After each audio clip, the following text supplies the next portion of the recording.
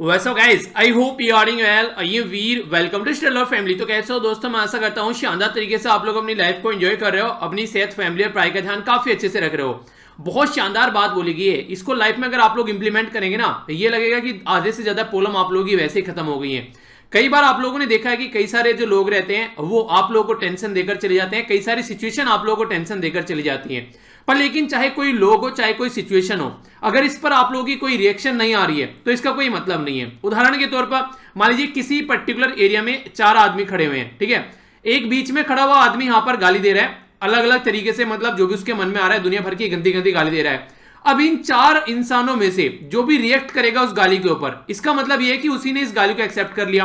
तीन क्या है, तीनों ने क्या किया, इसके ऊपर रिएक्ट किया, और एक है वहां से निकल कर चला गया। तो कौन सा बेटर इंसान है? बाद में क्या होगा, यहां पर ये लड़ेंगे भिड़ेंगे, एक दूसरे का सर फोड़ेंगे, मिलने वाला कुछ है नहीं है। तो यहां पर क्या होगा, ये वाला इंसान निकल जाएगा, जाकर कुछ प्रोडक्टिव काम करेगा और उस चीज के बारे में सोचेगा भी नहीं। ये क्या करेंगे, पहले यहां पर लड़ेंगे पीटेंगे, फिर एक दूसरे के ऊपर ब्लेम गेम चलेगा इनका, और हो सकता है किसी को चोट भी लग जाए यहां पर, और फिर बाद भी कई दिनों तक वो सारी चीजें दिमाग में चलती रहेंगी। तो अगर इसने यहां पर रिएक्शन न दे अगर इन चारों में से कोई भी, तो ये कुत्तों की तरह भौंककर कुछ टाइम फिर रुक जाएगा, किसी के ऊपर कोई इंपैक्ट नहीं पड़ेगा, इसको खुद अपनी इंसल्ट फील होगी। तो इस तरीके से अगर आप लोग रिएक्शन नहीं करते किसी चीजों को, तो इसका मतलब यह है कि आप लोग अपने आप पर फोकस कर रहे हैं, अपनी एनर्जी को अपने अंदर आप लोगों को समाहित करके एक सही डायरेक्शन में लगाना है। पर यह तभी पॉसिबल हो पाएगा अगर आप लोग फालतू की चीजों पर रिएक्ट करना बंद कर दोगे। तो आज का जो आप लोगों का मैथ बेस्ड क्वेश्चन है काउकासस रीजन। मैंने आप लोगों को बोला था, कल भी इसके बारे में थोड़ा सा डिस्कस किया था, थोड़ा सा और डिटेल में जाकर इसको देखिएगा। और मैं चाहता हूं कि ये लंबे समय तक आप लोग इसको याद रख पाएं, क्योंकि ये काफी ज्यादा न्यूज में है रिसेंटली अभी। तो क्वेश्चन बन सकता है, डायरेक्ट एग्जाम में आप लोगों से क्वेश्चन पूछा जा सकता है। आज का डिस्कशन बड़ा ही प्यारा रहने वाला है। कुछ पॉलिटी का एक लेक्चर गवर्नर का मैं आप लोगों का तैयार कराने वाला हूं यहां पर, और करंट भी आप लोगों को यहां पर बताकर चलूंगा, यानी कि स्टैटिक और करंट दोनों को बैकग्राउंड में आप लोगों को यहां पर देखने को मिलेगा। ओके, तो आइए आर्टिकल्स के ऊपर नजर डालते हैं, क्या क्या आर्टिकल हम लोग को डिस्कस करने हैं। सारी पीडीएफ एक जगह इकट्ठी मिल जाती है, आप लोगों को यहां से जाकर डाउनलोड कर लिया कीजिए, बार बार पूछते रहते हैं, लिंक वीडियो के नीचे मिल जाएगा स्टडी लवर टेलीग्राम का। ओके, आइए अब नजर डालते हैं क्या क्या बात की जा रही है। ये आर्टिकल यहां पर एलिमेंट्री एजुकेशन के बारे में बात कर रहे हैं। हम लोग बच्चों को बोलते हैं इतने मार्क्स लेकर आओ, क्या क्या रियलिटी में वो बच्चे उस लेवल पर पढ़ रहे होते हैं या फिर प्रेशर में बस ये काम कर रहे होते हैं? तो ये चीजें हम लोगों को समझनी पड़ेगी। यहां पर ये वाला जो आर्टिकल है, ये खासकर अगर बात करें महाराष्ट्र की गवर्नमेंट और गवर्नर के बारे में बात कर रहे हैं, इसके बैकग्राउंड इंफॉर्मेशन के साथ में मैं आप लोगों को डिस्कस करूंगा। ये तो पॉलिटिकल मुद्दा है, पर लेकिन पॉलिटी में गवर्नर की क्या पावर होती है और कैसे उसको काम करना चाहिए, वो सारी चीजें हम लोग डिस्कस करने वाले हैं काफी डिटेल में। यहां पर मैन्युफैक्चरिंग पॉलिसी के बारे में बात की जा रही है। आप लोगों को पता है कंट्री कंडीशन कैसी है, तो उसको सुधारने के लिए अलग अलग सजेशन और सुझाव दिए जा रहे हैं कोविड-19 से उभरने के लिए। तो आप लोगों को पहले पता है, कई सारी चीजें हम लोग पहले भी इसके बारे में डिस्कस कर चुके हैं। यहां पर जो साइड वाला ये आर्टिकल है, रामविलास पासवान जी की अभी जो रिसेंटली डेथ हुई है, तो उन्होंने काफी ज्यादा वर्क किया है, खासकर लेबर के पॉइंट ऑफ व्यू से भी। तो कई सारी बातें यहां पर बताने की कोशिश की गई है। ज्यादा इंपॉर्टेंट आर्टिकल यहां पर नहीं है ये, इसके बारे में मैं थोड़ा सा ओवरव्यू आप लोगों को दे दूंगा। इंपॉर्टेंट काफी आर्टिकल आप लोग इसको बोल सकते हैं। लेबर डेटा के बारे में बात करें तो डिटेल में हम लोग इसको यहां पर डिस्कस करने वाले हैं, ठीक है। एक बच्चे ने बोला सर आर्टिकल रह गए हैं, मुझे पता है कि आप लोग आर्टिकल बचे हुए हैं, वो आर्टिकल आप लोग संडे में कवर हो जाते हैं, जो भी आप लोग का आर्टिकल बचता है, ठीक है। संडे का लेक्चर इसीलिए रखा क्योंकि संडे में एडिटोरियल तो आता नहीं है, तो जो रिमेनिंग आर्टिकल आप लोग के बचते हैं वो संडे में, या फिर अगर मुझे लगता है सैटरडे में अगर कुछ कम आर्टिकल आ रखे तो वहां पर कवर कर लेते हैं। तो ये टेंशन आप लोगों को नहीं लेनी है, बस छोटा सा काम करना है। रेगुलर लेक्चर अगर आप लोग देखते रहेंगे तो फिर आप लोगों को कोई प्रॉब्लम फेस नहीं करनी पड़ेगी। जो बीच में स्किप कर देते हैं फिर आप लोगों को लगता है चीजें छूट गई हैं, तो उसमें प्रॉब्लम होती है, ठीक है। तो रेगुलर लेक्चर आप लोग कंटिन्यूअस देखिए, सारी चीजें कवर हो जाएंगी। ओके, आरबीआई के बारे में बात की जा रही है। आरबीआई और गवर्नमेंट मिलकर इकोनॉमी को सुधारने की कोशिश कर रही है, तो उसके बारे में, और कार्टून भी इसी से रिलेटेड है। ये है डेटा पॉइंट, इसके ऊपर भी नजर डालेंगे। ये यहां पर बेसिकली इस आर्टिकल के बारे में आप लोगों को थोड़ा सा यहीं पर ही बताता हूं हो क्या रहा है एक्चुअली आंध्र प्रदेश के अंदर में। आंध्र प्रदेश की गवर्नमेंट का यह मानना है कि जो आंध्र प्रदेश में हाई कोर्ट है वो गवर्नमेंट के खिलाफ में जाकर काम कर रहे हैं। जो भी गवर्नमेंट कुछ करना चाह रही है तो वहां पर उसमें रुकावट डाल रहे हैं। तो इसके चलते एक लेटर लिखा गया आंध्र प्रदेश के जो चीफ मिनिस्टर हैं उनके द्वारा अपनी कंट्री के जो चीफ जस्टिस ऑफ इंडिया है उनको। ये बोल रहे हैं कि अपोजिशन के हिसाब से हाई कोर्ट यहां पर काम कर रहे हैं, ये सही तरीका नहीं है काम करने का। तो ये मुद्दा बेसिकली यहां पर डिस्कस किया गया, यानी कि यही बातें यहां पर बताई गई है कि एक तरीके से हाई कोर्ट को इस तरीके से जो गवर्नमेंट है उसमें इंटरफेयर नहीं करना चाहिए, क्योंकि हमारी कंट्री में एक कॉन्सेप्ट है जिसको सेपरेशन ऑफ पावर बोलते हैं, ठीक है। तो यहां पर हाई कोर्ट को अपना काम करना चाहिए, गवर्नमेंट को अपना काम करने देना चाहिए। अलग अलग तरीके से यहां पर गवर्नमेंट के अंदर इंटरफेयर नहीं करना चाहिए, यानी कि एग्जीक्यूटिव एरिया में कोर्ट को नहीं घुसना चाहिए, उसको अपना लेजिस्लेटिव एरिया ही रखना चाहिए। तो ये बातें समझाई गई यहां पर, ठीक है। आइए अब यहां पर नजर डालते हैं क्या समझाने की कोशिश की जा रही है। आप लोगों ने देखा काफी इंटरेस्टिंग है। हमारी कंट्री की जो इकोनॉमी है वो एक हाथी की तरीके से है। तो हाथी बैठा हुआ है और यहां पर जो हमारी कंट्री के फाइनेंस मिनिस्टर जी हैं वो केला दिखाने की कोशिश कर रही है, यानी कि हाथी उठकर इसको खाए, यानी कि इकोनॉमी थोड़ी आगे बढ़े। पर लेकिन ऐसा कोई रिएक्शन आ नहीं रहा है इकोनॉमी से, यानी कि जो भी अभी प्रोविजन कर रहे हैं इकोनॉमी के अंदर, जो सुधार करने की कोशिश कर रहे हैं, उससे कोई अच्छा रिजल्ट आता हुआ नहीं दिख रहा है। इसके ऊपर 40 से 50 शब्द आप लोग लिखने की कोशिश कीजिएगा, और जो फैमिली मेंबर लिख रहे हैं उनका भी देखिए कितने अच्छे से वो चीजों को लिख रहे हैं। तो आप लोग अगर लिखना स्टार्ट करेंगे तो ही चीजें अच्छे से आप लोग समझ पाएंगे, ठीक है। तो एक दूसरे का देखिए, समझिए, चीजों को आगे लेकर चलिए। ओके, इंटरेस्टिंग आर्टिकल, काफी डिटेल में काफी प्यार से डिस्कस करेंगे इस आर्टिकल को, ताकि आप लोग अगर कोई क्वेश्चन भी बनता है मेंस का भी, उसको भी आप लोग अटेम्प्ट कर सकें। तो गवर्नर को अपनी जो ड्यूटी है वो इस तरीके से डिस्चार्ज करनी चाहिए जो हमारे संविधान के हिसाब से, यानी कि the governor should be discharging his or her duty in accordance with the spirit of the constitution and not just be an agent of the centre, यानी कि सेंटर का एजेंट की तरीके से नहीं काम करना चाहिए कि हाँ सेंटर का नुमाइंदा बैठा हुआ है यहां पर, नहीं, उसको संविधान के हिसाब से काम करना चाहिए, और यही तरीका होता है। तो इसके बारे में आप लोगों को यहां पर बेसिकली ये क्वेश्चन आप लोग को अटेम्प्ट करना है। ये 200 से 250 शब्द में आप लोग लिखेगा, और कई सारे बच्चे काफी डिटेल में आंसर लिख रहे हैं, उनका आंसर आप लोग पढ़िएगा, जो कि फेसबुक ग्रुप पे आप लोगों को देखने को मिलेगा, ठीक है। ग्रुप का लिंक भी वीडियो के नीचे रहता है, कई सारे बच्चे पूछते रहते हैं, सारे लिंक वीडियो के नीचे रहते हैं मेरे भाई, जाकर देख तो लिया करो एक बार, पूछने लग जाते हो। जैसे आप लोग वीडियो के नीचे जाते हो ना, वीडियो के नीचे डिस्क्रिप्शन बॉक्स में सारे लिंक आप लोगों को मिल जाएंगे, जो भी आप लोगों को चाहिए। पॉलिटी के भी डाल रखे हैं, बजट के, पता नहीं कौन, मतलब सारे लिंक वहां पर पड़े हुए हैं आप लोगों के लिए, ठीक है। तो वहां पर उसको जाकर ज्वाइन कर लीजिए, मेरे साथ कनेक्ट होना है, कोई ग्रुप ज्वाइन करना है, टेलीग्राम ज्वाइन करना है, फेसबुक पर कनेक्ट होना है, टोटल लिंक है, बस थोड़ा सा आप लोग पेशेंस रखकर वीडियो के नीचे चले जाए कीजिए, ठीक है। आइए अब बात करते हैं क्या बात की जा रही है। महाराष्ट्र के जो गवर्नर है और महाराष्ट्र के जो चीफ मिनिस्टर हैं उनकी आपस में बन नहीं रही है, तो ये हम लोग जानेंगे यहाँ पर क्या क्या कंडीशन हो सकती है। तो इसके बारे में यहाँ पर देखिए, जो भी कंडीशन है वो तो पॉलिटिकल एंगल यहाँ पर हो रहा है, इनका क्या चल रहा है आप लोगों को पता है कि सेंट्रल गवर्नमेंट जब किसी और की होती है और स्टेट गवर्नमेंट किसी और की होती है, तो यहाँ पर ऐसी झड़प देखने को मिलती है। तो कहीं ना कहीं एक तरीके से ये हमारे संविधान में ऐसी चीजें मेंशन नहीं है कि हाँ इस तरीके से आप लोग झड़प करिए। यहाँ पर एक तरीके से संविधान में अगर बात की जाए तो एक बैलेंस बनाकर चलने की कोशिश की जाती है हर एक एरिया में, ताकि काम ढंग से हो सके, पर लेकिन उसका अपोजिट यहां पर देखने को मिलता है। समझ लेते हैं क्या क्या बातें यहां पर की जा रही है, एक एक कर देखते हैं। सबसे पहले तो जो नॉर्मली कई सारे क्वेश्चन पूछे गए अब की बार यूपीएससी के अंदर भी, और आप लोगों ने देखा कि यहां पर जो यूपी पीसीएस के अंदर भी कई सारे क्वेश्चन पूछे गए डायरेक्ट आप लोगों से आर्टिकल के बारे में, और इसी के साथ में पार्ट्स के बारे में पूछे गए। तो ये एरिया भी मैं कवर कर चलूंगा साथ साथ में। आर्टिकल 153 से लेके आर्टिकल 162 तक पार्ट 6 में आप लोगों को यहां पर देखने को मिलेगा कि स्टेट के बारे में बात करते हैं। पार्ट 5 में हम लोग यूनियन के बारे में बात करते हैं, और पार्ट 6 में स्टेट के बारे में बात करते हैं। पार्ट 4 में हम लोग डीपीएसपी के बारे में बात करते हैं। पार्ट 3 में हम लोग फंडामेंटल राइट के बारे में बात करते हैं। पार्ट 2 में हम लोग बात करते हैं हमारी कंट्री में जो भी सिटीजनशिप से रिलेटेड रूल और रेगुलेशन है, ठीक है। ये तो क्वेश्चन भी पूछा गया डायरेक्ट यूपी पीसीएस में अब की बार देखा होगा। तो यहां पर आर्टिकल 5 से लेकर आर्टिकल 11 तक आप लोगों को देखने को मिलेगा। अगर बात करते हैं फंडामेंटल राइट के बारे में, आप लोगों को बताइए आर्टिकल 12 से लेकर आर्टिकल 35 तक देखने को मिलेगा। डीपीएसपी किस आर्टिकल से किस आर्टिकल तक है ये आप लोग बताइए, ठीक है। थोड़ा सा रीजन भी आप लोगों का हो जाएगा। आइए बात करते हैं, यहां पर बात करते हैं गवर्नर के बारे में। तो यहां पर गवर्नर की अपॉइंटमेंट, गवर्नर की पावर और गवर्नर के ऑफिस में जो भी यहां पर रिलेटेड जो और चीजें होती हैं वो सारी पार्ट 6 में आप लोगों को देखने को मिलेगी, आर्टिकल 153 से लेके आर्टिकल 162 तक। तो यहां पर बेसिकली जो गवर्नर है वो ड्यूटी ऐसे परफॉर्म करता है जैसे प्रेसिडेंट करता है सेंटर पर, यानी कि हमारी संविधान में कुछ ऐसा प्रोविजन किया गया है कि जिस तरीके से सेंट्रल गवर्नमेंट काम करती है उसी पैटर्न में स्टेट गवर्नमेंट आप लोग काम करनी नजर आएगी। अगर यहां पर प्राइम मिनिस्टर है तो यहां पर चीफ मिनिस्टर होगा, यहां पर अगर प्रेसिडेंट है तो यहां पर गवर्नर होगा। तो कुछ ऐसा ही पैटर्न हमारी कंट्री में फॉलो करने की कोशिश की जाती है। हालांकि थोड़ा बहुत डिफरेंस देखने को मिलेगा, पर लेकिन एक ओवरव्यू ऐसा ही देखने को मिलेगा आप लोगों को। गवर्नर जो है वो एग्जीक्यूटिव हेड है। आप लोगों को पता होगा कि अगर सेंट्रल लेवल पर कोई काम किया जाता है तो प्रेसिडेंट के नाम पर किया जाता है। जैसे कि इमरजेंसी लगाई गई थी 1975 से लेकर 1977 तक, तो इंटरेस्टिंग चीज क्या देखने को मिली, उस टाइम पर प्रेसिडेंट के द्वारा यह बोला गया कि मुझे तो पता ही नहीं है इमरजेंसी भी लग गई है, यानी कि इमरजेंसी लगाई गई प्रेसिडेंट के नाम पर लेकिन प्रेसिडेंट को पता भी नहीं है। तो इसलिए ये काफी ज्यादा जरूरी है कि कम से कम उसको इन्फॉर्म किया जाए। अब यहां पर बोला गया कि रिटर्न में देना पड़ेगा, पहले ऐसा था कि रिटर्न में नहीं, बस ओरली ऐसे ही बोल देंगे, अब बोला गया रिटर्न में देना पड़ेगा चीजों को। तो इससे क्या होगा, और ज्यादा अकाउंटेबिलिटी यहां पर देखने को मिलेगी। तो जो उस टाइम पर इमरजेंसी लगी वो प्रेसिडेंट के नाम पर लगाई गई थी, तो इसी तरीके से स्टेट के अंदर जो भी काम होगा वो गवर्नर के नाम पर होगा। यानी कि गवर्नर जो है वो एग्जीक्यूटिव हेड है स्टेट का। गवर्नर का रोल जो है वो आप लोगों को ड्यूअल देखने को मिलेगा, ये काफी इंपॉर्टेंट है, जिसमें बैलेंस नहीं बन पाता है। एक तो आप लोगों को देखने को मिलेगा कि एग्जीक्यूटिव हेड का काम कर रहा है, दूसरा यहां पर एक लिंक रहता है गवर्नर, सेंट्रल गवर्नमेंट और स्टेट गवर्नमेंट के बीच में, ठीक है।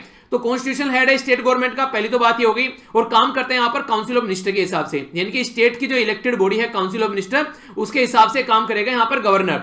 और इसी के साथ में काफी विटल यानी कि काफी इंपॉर्टेंट लिंक है यहां पर सेंट्रल गवर्नमेंट और स्टेट गवर्नमेंट के बीच में, ये काम गवर्नर का ही रहता है। गवर्नर को लगता है अगर स्टेट गवर्नमेंट यहां पर संविधान के हिसाब से काम नहीं कर रही है, तो अगर कोई ऐसा बिल पास कर दिया है तो गवर्नर उसको होल्ड कर लेता है और उसको भेज देता है प्रेसिडेंट के पास में, यानी कि सेंट्रल गवर्नमेंट के पास में।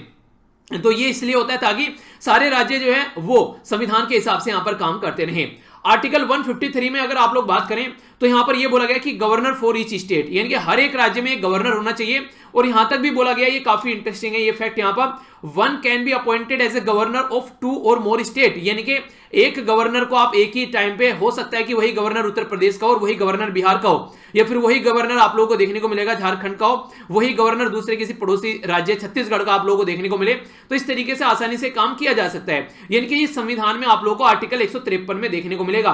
तो क्वेश्चन क्या पूछ लेते हैं कि हमारे संविधान में ऐसा मेंशन है या हमारे संविधान में ओरिजिनली ऐसा मेंशन था। जैसे कि हमारी कंट्री में पंचायती राज सिस्टम लाया गया, ये आप लोगों से क्वेश्चन पूछा गया आपकी बार एग्जाम में भी। पंचायती राज सिस्टम लाया गया यहां पर 73rd कॉन्स्टिट्यूशन अमेंडमेंट के द्वारा 1992 में, ठीक है। तो ये जो सिस्टम हमारी कंट्री में लाया गया, अब आप लोगों से पूछा जा सकता है क्वेश्चन में कि हमारी कंट्री में संविधान के अंदर स्टार्टिंग से ही पंचायती राज सिस्टम मेंशन है ओरिजिनल कॉन्स्टिट्यूशन में, पर ऐसा तो नहीं है। ओरिजिनल कॉन्स्टिट्यूशन में तो कहीं मेंशन ही नहीं है संविधान में पंचायत के बारे में। इस तरीके से आप लोग बात करें तो आप लोग यहां पर आकर देखिएगा कि इसको बाद में लाया गया 73rd 74th कॉन्स्टिट्यूशन अमेंडमेंट के द्वारा। हम लोगों ने पंचायत और म्युनिसिपैलिटी लाई, पंचायत गांव में और म्युनिसिपैलिटी शहर वाले एरिया में, तो ये बाद में इसको ऐड किया गया। और एक तरीके से ये डिसेंट्रलाइजेशन ऑफ द पावर था, यानी कि राज्य गवर्नमेंट ने कुछ पावर यहां पर नीचे पंचायत और म्युनिसिपैलिटी के हाथ में दे दी, जिसको वो छोड़ने के लिए पहले तैयार नहीं थे, ठीक है। तो ये कुछ बातें हैं जो डायरेक्ट क्वेश्चन बन जाते हैं। तो देखिए इसीलिए आप लोग के अगर रेगुलर आप लोग लेक्चर सुनते हैं ना, तो बीच बीच में कई सारी चीजें आप लोग की रिवाइज भी होती रहती है। तो ध्यान से सुना कीजिए लेक्चर को, अफरा तफरी में नहीं सुनना है, बिल्कुल शांति में पेन और कॉपी लेकर बैठिए अगर एग्जाम की आप लोग तैयारी कर रहे हैं तो जरूर, ठीक है। अगर जो एग्जाम की तैयारी नहीं करें, बस इंफॉर्मेशन के लिए सुनते हैं, वो अपना एंजॉय कर सकते हैं उसी तरीके से।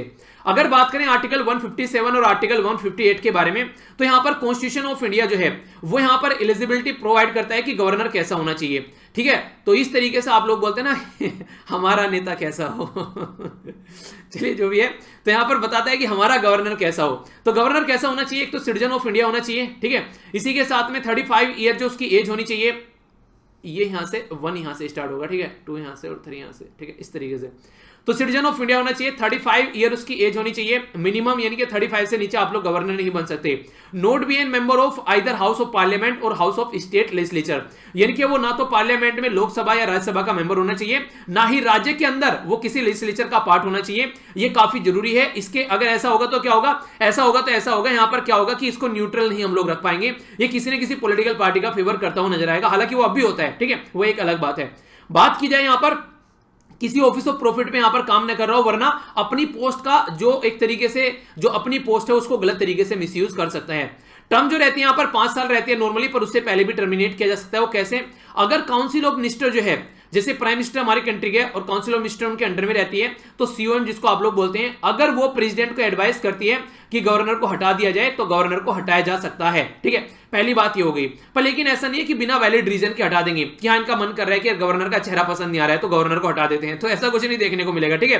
तो ऐसा नहीं है कि थोपड़ा पसंद नहीं आ रहा तो भैया हटा दो इसको, नहीं, ऐसा कुछ नहीं है। कुछ ऐसा वैलिड रीजन होना चाहिए यहां पर हटाने के लिए, ठीक है।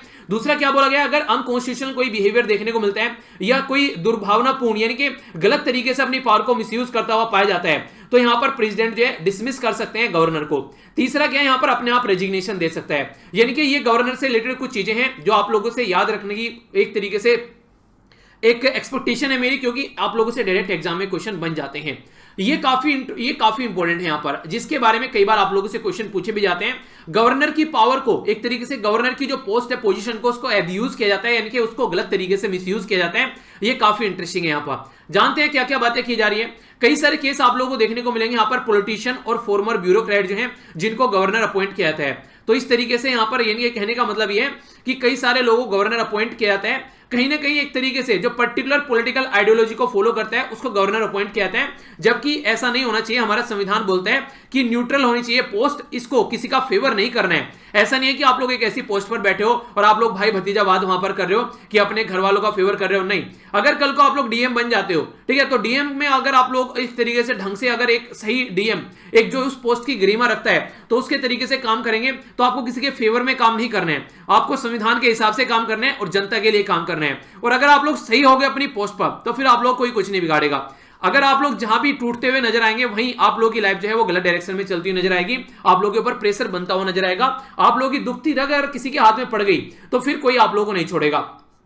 तो एजेंट ऑफ द सेंटर, इसी के साथ में पेपेट या फिर रबर स्टैम्प, तो कई सारे ऐसे नेगेटिव टर्म यहां पर यूज किए जाते हैं गवर्नर के लिए, क्योंकि गवर्नर आज के डेट में ऐसा ही दिखता है। गवर्नर क्या करता है, सेंटर के हिसाब से काम करता हुआ नजर आता है, तो इसको एजेंट ऑफ द सेंटर बोलते हैं। कई बार इसको एक तरीके से तोता भी बोलते हैं, कई बार पपेट बोलते हैं, कई बार रबर स्टैम्प बोलते हैं। यानी कोई पावर नहीं है, बस हाँ ये है कि तुम साइन करते रहो बस, और कोई पावर नहीं है तुम्हारे हाथ में। तो गवर्नर को ऐसे डिस्क्राइब किया जाता है। तो गवर्नर जो है, गवर्नर की अगर बात करें तो डिस्क्रिशनरी पावर है यहां पर, जो कि एक तरीके से कोई इलेक्शन हुआ और इलेक्शन में कौन सी पॉलिटिकल पार्टी सबसे ज्यादा बड़ी है या कौन सा अलायंस सबसे ज्यादा बड़ा है, तो उसको बुलाकर यहां पर गवर्नर क्या करेगी, भैया आप लोग बोलो कि आप लोग पॉलिटिकल पार्टी हैं, आप लोग पावर बनाना, आप लोग एक तरीके से गवर्नमेंट बनाना चाहते हैं जो सबसे बड़ी है, पर लेकिन वहां पर भी मिसयूज करते हैं। कई बार ऐसा भी देखने को मिला है कि जिसके हाथ में ज्यादा पावर नहीं है, जिसको लगता है कि वो गवर्नमेंट नहीं बना पाएगा, उसको भी इन्वाइट कर लिया गवर्नमेंट बनाने के लिए, और फिर क्या होती है, फिर खरीद फरोख्त स्टार्ट हो जाती है जो एमएलए है हमारी कंट्री में। तो मिसयूज किया जाता है बहुत ज्यादा डिस्क्रिशनरी पावर का भी। इसी के साथ में जो गवर्नर्स कमेटी है 1971 में, उसके द्वारा भी यहां पर अगर आप लोग बात करेंगे तो जो गवर्नर है उसको उसको एक तरीके से क्या करना है, गवर्नर टू को सी देखा जाता है कि एक एडमिनिस्ट्रेशन ऑफ द स्टेट जो कि ब्रेक डाउन ना हो सके। यानी कि गवर्नर की जो पोस्ट है उसका बेसिक पर्पज ये है कि गवर्नमेंट जो है वो ढंग से चलती रहे राज्य के अंदर, उसमें कोई इंटरफेयर ना हो और लंबे समय तक वो टिकी रहे और पॉलिटिकल स्टेबिलिटी रहे वहां पर। यानी कि ऐसा नहीं कि आज आया और कल गवर्नमेंट निकल ली, पर लेकिन गवर्नर इसके अपोजिट में काम करता है, वो पॉलिटिकल इंस्टेबिलिटी लाने की कोशिश कई बार करता हुआ यहां पर नजर आता है जब यहां पर उसको ढंग से इंप्लीमेंट किया जाता है। तो राइटर ये बोल रहे हैं कि अपनी पोस्ट का मिसयूज करते हुए यहां पर नजर आते हैं। कई जगह प्रेसिडेंट जो रूल होता है वो इंपोज कर दिया जाता है, यानी कि आर्टिकल जो 356 है हमारी कंट्री में, जिसके तहत यहां पर प्रेसिडेंट रूल लगाया जाता है, तो ये भी कई बार आप लोगों को देखने को मिलता है, उसको भी मिसयूज किया जाता है कई बार सेंट्रल गवर्नमेंट के द्वारा। अगर उसको लगता है कि स्टेट गवर्नमेंट जो है वो दूसरी पॉलिटिकल पार्टी की है तो वहां पर भी आप लोगों को देखने को मिलेगा। सेम काम करती थी यहां पर कांग्रेस, जब बीजेपी रूल स्टेट हुआ करते थे, सेम काम करती है बीजेपी जब कांग्रेस के द्वारा रूल किए गए स्टेट है। तो यानी कि पॉलिटिकल पार्टी जो है वो संविधान के हिसाब से न्यूट्रल नहीं रखती है जो गवर्नर की पोस्ट है, ये गलत तरीका है। तो क्या कोई सॉल्यूशन है इसका? सॉल्यूशन बहुत सारे हैं, बहुत सारे ऐसे केस हैं, बहुत सारे ऐसे जजमेंट है जो यहां पर सुप्रीम कोर्ट के आ चुके हैं, तो इनके बारे में आप लोग याद रखिएगा। इसके ऊपर डायरेक्ट क्वेश्चन आप लोगों से बन जाता है, आप लोगों से ये कई बार मैच करने के लिए भी आ जाते हैं, कब कब यहां पर ये देखने को मिले, कई बार मैच करने के लिए आ जाएगा ये किससे रिलेटेड है, कई बार ये बोल देंगे कि रिकमेंडेशन, कई बार बोल देंगे कई सारे कि हाँ, जैसे कि बोल देंगे एसआर मुंबई केस किससे रिलेटेड है। तो ये सारी चीजें जो हैं आप लोगों से कई बार पूछ ली जाती है। सरकारिया कमीशन किससे रिलेटेड है, तो अगर सेंटर स्टेट रिलेशन के बारे में बात की जाती है, गवर्नर के रूल के बारे में बात की जाती है, तो एसआर मुंबई केस जो 1994 का है, ठीक है, नबाम रिबिया जजमेंट 2016 का है, एडमिनिस्ट्रेटिव रिफॉर्म जिसको एआरसी की रिपोर्ट आप लोग बोलते हैं, ये 1968 का है। इसी के साथ में Rajamannar committee 1971, Sarkaria commission 1988, पुंची commission 2007। तो ये सारी जो चीजें आप लोग यहां पर देखने को मिलेगी, ये गवर्नर के रोल के बारे में यहां पर बात करते हैं। तो इंपॉर्टेंट क्वेश्चन अगर आप लोगों से बन जाए तो कंफ्यूज आप लोगों को नहीं होना है, ठीक है। कुछ एक्स्ट्रा इन्फॉर्मेशन आप लोगों ने यहां पर, जो कई सारे बच्चे कई बार कंफ्यूज रहते हैं, एक बच्चे के द्वारा बोला भी गया कि सर क्या डिफरेंस, एक बार समझा दीजिए इनको। हालांकि ये पॉलिटी में मैं डिस्कस कर चुका हूं ऑलरेडी। पॉलिटी देखिए, कोई भी पॉलिटी में कंफ्यूजन आप लोगों को रहता है ना, उसका नाम लिखिए गवर्नर के बारे में, गवर्नर बाय वीर, प्रेसिडेंट बाय वीर, या फिर पावर ऑफ प्रेसिडेंट, जो हमारी कंट्री कोर्ट कैसे काम करते हैं, तो उसके आगे वीर अगर आप लोग लिख देंगे तो मेरे सारे लेक्चर आप लोग यूट्यूब पर जाकर सर्च कर सकते हैं, ठीक है। तो इस तरीके से देख लीजिए जहां पर भी डाउट रहता है। अगर बात करें यहां पर इसके बारे में, स्टेट एक साइड में होता है, दूसरी साइड में यहां पर यूनियन टेरिटरी होती है।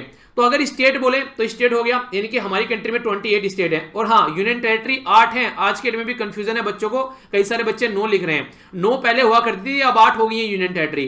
थोड़ा सा इसको भी समझा देता हूं। हमारी कंट्री में अगर यूनियन टेरिटरी की बात करें तो जैसे जम्मू एंड कश्मीर को तोड़ा गया तो यूनियन टेरिटरी क्या हो गए, 2 यूनियन टेरिटरी नहीं बन गई, 29 यूनियन टेरिटरी। इस तरीके से दमन एंड दीव और दादर एंड नगर हवेली को मर्ज कर एक यूनियन टेरिटरी बना दिया गया। तो 28 यूनियन टेरिटरी है, सॉरी 8 यूनियन टेरिटरी है। और इसी तरीके से स्टेट हुए हमारी कंट्री में। जब यहां पर तेलंगाना को अलग कर एक नया राज्य बनाया गया तो हमारी कंट्री में 29 स्टेट हो गए। अब यहां पर एक पूरे राज्य को खत्म करके 2 यूनियन टेरिटरी बना दिया तो फिर 28 रह गए जम्मू एंड कश्मीर को जब चेंज किया गया। तो ये सारी चीजें माइंड में क्लियर होनी चाहिए, कंफ्यूजन कुछ नहीं होना चाहिए इससे रिलेटेड, ठीक है। अगर बात करें यहां पर सेंटर, अगर बात करें यहां पर स्टेट के बारे में, तो यहां पर रिलेशनशिप विद सेंटर वो फेडरल है, यानी कि संघवाद का ढांचा है। तो यहां पर क्या रहता है, यूनियन टेरिटरी कंप्लीटली यूनियन की टेरिटरी है, यूनियन के अंडर में रहती है, यानी कि सेंट्रल गवर्नमेंट के अंडर में रहती है। इसी के साथ में यहाँ पर पावर शेयर करते हैं, यहाँ पर सेंटर के साथ में यहाँ पर कोई ऐसा नहीं रहता पावर शेयर करते हैं, ये अंडर कंट्रोल रहते हैं, यानी कि यहाँ पर तो पावर शेयर होगी, यहाँ पर अंडर कंट्रोल रहेंगे। यहाँ पर आप लोगों को ऑटोनॉमी देखने को मिलेगी कि हाँ इनके पास में ऑटोनॉमी है। यहाँ पर आप लोगों को देखने को मिलेगा कोई ऑटोनॉमी नहीं है, ये सेंटर के हिसाब से यहाँ पर काम करेंगे। यहाँ पर आप लोगों को यूनिफॉर्मिटी देखने को मिलेगी एडमिनिस्ट्रेटिव के अंदर, यानी कि जैसे यहाँ पर गवर्नर है तो यहाँ पर प्रेसिडेंट है, यहाँ पर गवर्नर है, यहाँ पर चीफ मिनिस्टर है, वो यहाँ पर प्राइम मिनिस्टर है, यहाँ पर चीफ मिनिस्टर है। तो इस तरीके से यहाँ पर एक यूनिफॉर्मिटी देखने को मिलेगी, पर यहाँ पर ऐसा कुछ नहीं देखने को मिलेगा आप लोगों के लिए। यहाँ पर एक तरीके से डिफरेंट चीजें रहेंगी सारी। एग्जीक्यूटिव हेड जो है उसको गवर्नर बोलते हैं, यहाँ पर अलग अलग नाम से पुकारते हैं, एडमिनिस्ट्रेटर भी बोलते हैं, लेफ्टिनेंट भी बोलते हैं और चीफ कमिश्नर भी बोलते हैं, ठीक है। अच्छा ये बताइएगा कहां पर आज की डेट में लेफ्टिनेंट गवर्नर है हमारी कंट्री में, कितनी ऐसी यूनियन टेरिटरी है और कितने एडमिनिस्ट्रेटर हैं, इसको भी जाकर थोड़ा सा आप लोग देखिएगा। गवर्नर जो है वो एक कॉन्स्टिट्यूशनल हेड होता है स्टेट का, यहाँ पर एडमिनिस्ट्रेटर जो है वो एजेंट होता है प्रेसिडेंट का। यहाँ पर भी इसीलिए गवर्नर के लिए भी कई बार एजेंट का नाम यूज कर देते हैं, क्योंकि गवर्नर जो है वो भी कहीं ना कहीं प्रेसिडेंट के हिसाब से काम करता है, अपने एक तरीके से जो माइंड है उसको यूज नहीं करता है। पार्लियामेंट जो है बोला जाता है कि can not make a law on the subject of state list, यानी कि हमारे संविधान में अगर आप लोग यहां पर देखेंगे 7वें शेड्यूल में 3 लिस्ट हैं, एक को बोलते हैं सेंट्रल लिस्ट, दूसरे को बोलते हैं स्टेट लिस्ट, तीसरे को बोलते हैं कॉन्करेंट लिस्ट। तो स्टेट लिस्ट में यहां पर एक तरीके से पार्लियामेंट लॉ नहीं बना सकती है, ठीक है, जब तक कि खुद यहां पर कोई एक्स्ट्रा ऑर्डिनरी सिचुएशन न बने, कई सारे राज्य जाकर खुद ने बोले भैया लॉ बना दो, ठीक है, तब तक पार्लियामेंट ऐसा नहीं कर सकती है। पार्लियामेंट यहां पर किसी भी उसमें लॉ बना सकती है, क्योंकि यहां पर सारा पावर जो रहती है ये पार्लियामेंट के हाथ में रहती है। तो ये इस तरीके से चीजें आप लोगों को देखने को मिलेगी। तो गवर्नर के बारे में सारी चीजें आप लोगों के सामने है, कोई भी कंफ्यूजन अब माइंड में आप लोगों के नहीं होना चाहिए। आई होप कि सारी माइंड में क्लियर चीजें हो गई होंगी। नेक्स्ट जो आर्टिकल है यहाँ पर लेबर के बारे में बात कर रहा है, लेबर जो डेटा है उसके बारे में बात कर रहा है। लेबर डेटा आप लोगों से पूछा गया, भी यहाँ पर हमारी सेंट्रल गवर्नमेंट से पूछा गया कि भैया आप लोग ये बताइए कि कितनी कंट्री में हमारे जो लेबर हैं उनकी डेथ हुई है जब यहाँ पर लॉकडाउन लगाया गया। तो उन्होंने जरा सी देर में 1 मिनट में बोल दिया कि हमारे पास में डेटा नहीं है।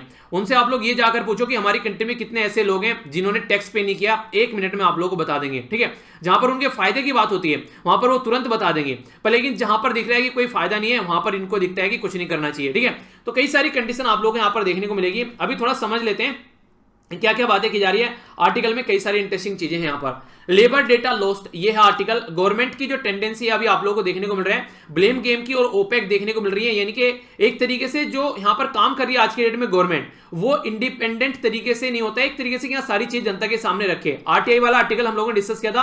आरटीआई के थ्रू अगर कोई कुछ पूछना चाहता है तो उसको कुछ नहीं बताया जाता है, चीजें छुपाने की कोशिश की जाती है। तो ये सारी चीजें आप लोगों को बड़ी फ्रीक्वेंटली देखने को मिलती है। तो जो गवर्नमेंट की जो टेंडेंसी है ये ओपेक लग रही है और ब्लेम देखने को मिल रहा है, ठीक है।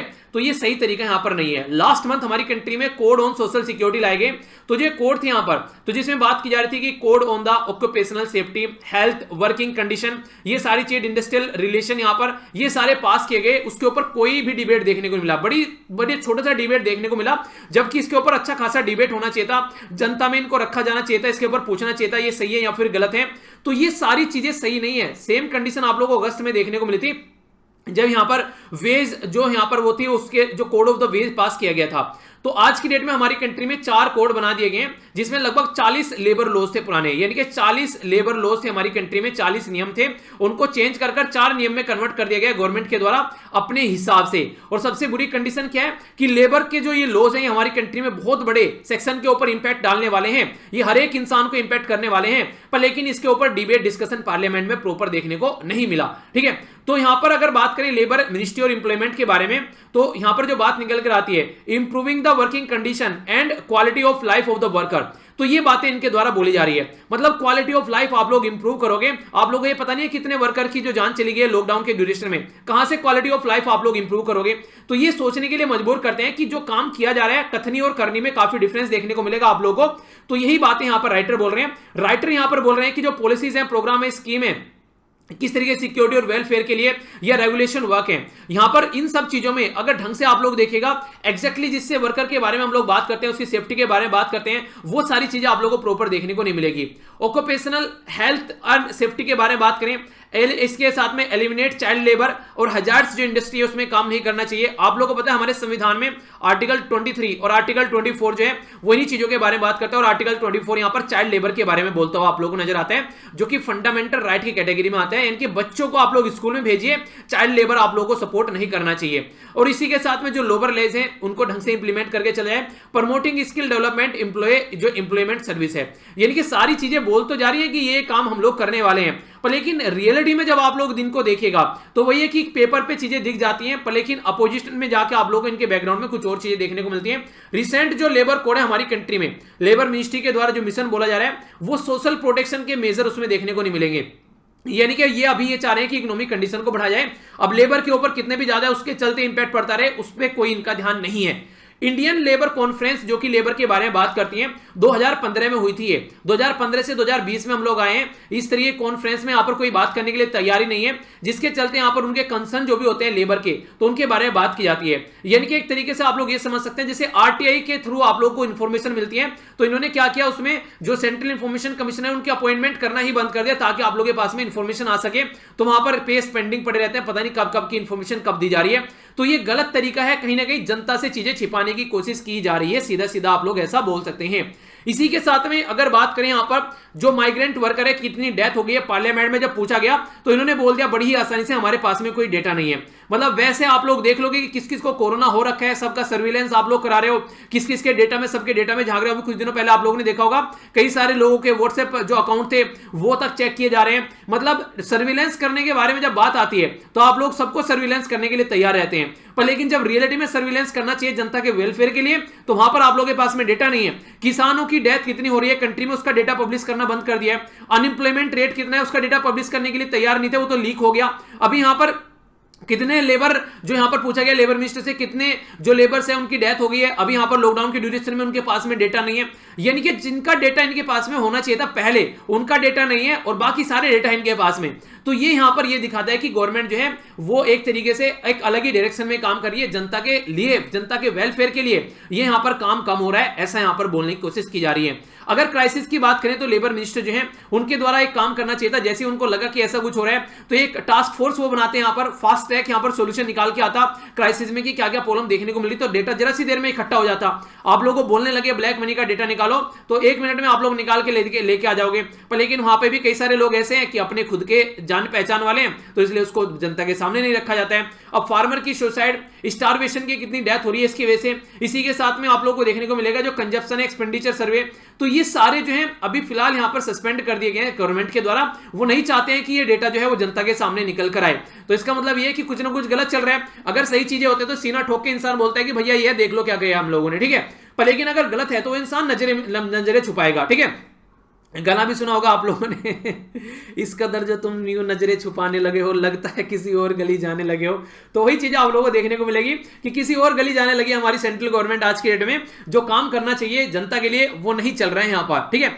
तो यहां पर अगर बात करें होम मिनिस्ट्री के बारे में, तो होम मिनिस्ट्री ने 29 जो मार्च को यहां पर होम मिनिस्ट्री से पूछा गया यहां पर कि जो इंप्लॉय है, इंप्लॉय की जो पे है लॉकडाउन के ड्यूरेशन में, यानी कि उन्होंने बोला यहां पर कि जो इंप्लॉय है उनकी पे देनी चाहिए सबको लॉकडाउन के ड्यूरेशन में भी, उनको ऐसा नहीं कि पेमेंट देना बंद कर दे।